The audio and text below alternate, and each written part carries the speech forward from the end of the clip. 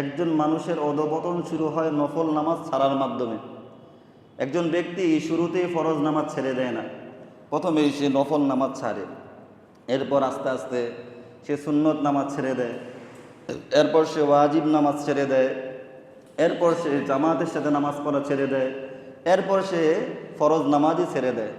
তো মানুষের অবনতি শুরু হয় নফল নামাজ ছাড়ার মাধ্যমে। এরা শয়তানের একটা কারসাজি। শয়তান যে ব্যক্তি 5 ওয়াক্ত নামাজ জামাতের সাথে আদায় করে, তাকে সরাসরি এসে বলবে না যে তুমি নামাজ ছেড়ে দাও, জামাতের সাথে নামাজ পড়া তুমি কোনো প্রয়োজন নাই, এই কথা শয়তান কাউকে বলবে না। শয়তান বলবে ঠিক আছে তুমি নামাজ আদায় করো, তুমি নফল নামাজ আদায় করার কোনো প্রয়োজন নেই, নফলতে তো বেশি গুরুত্ব না, নফলটা ছেড়ে দাও। আস্তে আস্তে ওই ব্যক্তি যখন নফল ছেড়ে দিবে, তখন তাকে ধোঁকা দিবে দ্বিতীয় স্টেপে যে তোমার এখন সুন্নত করার প্রয়োজন নাই, সুন্নত মাঝে মাঝে ছাড়লে কিছু হয় না, এভাবে ধোঁকা দিবে।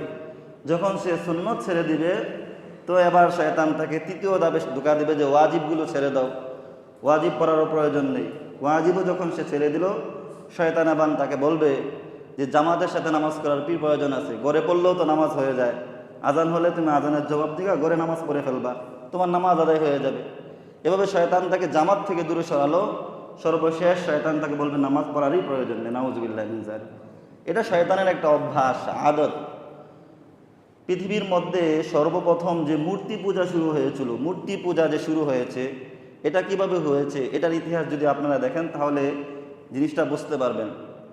মূর্তি পূজা শুরু হয়েছিল এভাবে যে পূর্বের যুগের কোনো মানুষ যখন মারা যেত, বড় মানুষ যখন মারা যেত, আল্লাহওয়ালা বুজুর্গ মানুষ যখন মারা যেত, তো শয়তান তাদের পরিবারের কাছে এসে ধোঁকা দিত, যে বলতো তোমাদের পরিবারের অমুক অনেক বুজুর্গ মানুষ মারা গেছে, অনেক বড় ব্যক্তিত্ব মানুষ মারা গেছে, তোমরা তাদের মূর্তিগুলো বানিয়ে ঘরের মধ্যে রেখে দাও।